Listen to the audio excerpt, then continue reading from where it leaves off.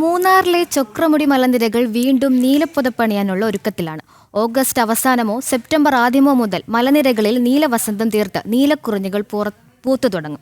അപൂർവ കാഴ്ച കാണാനെത്തുന്ന സഞ്ചാരികളെ സ്വീകരിക്കാൻ വനം വകുപ്പും വിപുലമായ ഒരുക്കങ്ങളാണ് ആരംഭിച്ചിരിക്കുന്നത്.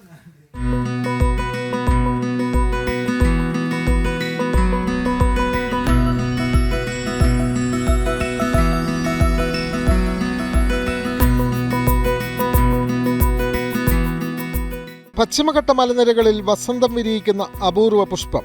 12 വർഷത്തിലൊരിക്കൽ മാത്രമുണ്ടാകുന്ന ആ വസന്തകാലത്തെ വരവേൽക്കാൻ ഒരുങ്ങുകയാണ് മൂന്നാറിലെ ചൊക്രമുടി മലനിരകൾ. കാലാവസ്ഥ അനുകൂലമായാൽ ഓഗസ്റ്റ് മാസം അവസാനമോ സെപ്റ്റംബർ ആദ്യമോ ചൊക്രമുടി മലനിരകൾ നീലപ്പുതപ്പ് അണിഞ്ഞു തുടങ്ങും.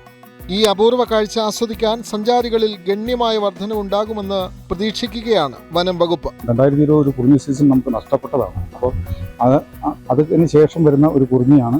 അപ്പോൾ സ്വാഭാവികമായിട്ട് ഇവിടെ നല്ല രീതിയിൽ കുറിഞ്ഞി പൂക്കാനുള്ള സാധ്യതയാണുള്ളത്. അപ്പം ഒരുപാട് ആളുകളെ നമ്മൾ പ്രതീക്ഷിക്കാത്ത അധികം ആളുകളെ വരുമെന്നുള്ള ഒരു വിശ്വാസമാണ് നമുക്കുള്ളത്. അപ്പോൾ അതിനുള്ള അടിസ്ഥാന സൗകര്യങ്ങളാണ് നമുക്ക് ഇപ്പോൾ ഒരുക്കിക്കൊണ്ടിരിക്കുന്നത്.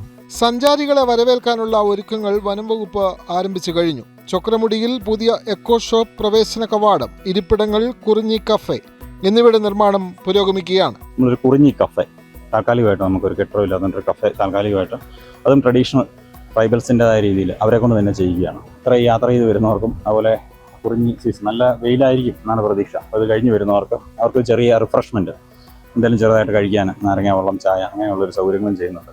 നിലവിൽ ചൊക്രമുടിയിൽ ട്രക്കിംഗ് ഉൾപ്പെടെയുള്ള വിനോദ പരിപാടികൾ വനം വകുപ്പ് സംഘടിപ്പിക്കുന്നുണ്ട്. നീലക്കുറിഞ്ഞി വസന്തകാലത്ത് മലനിരകളിലേക്ക് പ്രവേശിക്കാൻ 200 രൂപ എൻട്രി ഫീസ് ഏർപ്പെടുത്താനാണ് വനം വകുപ്പിന്റെ തീരുമാനം. ജനം, ഇടുക്കി.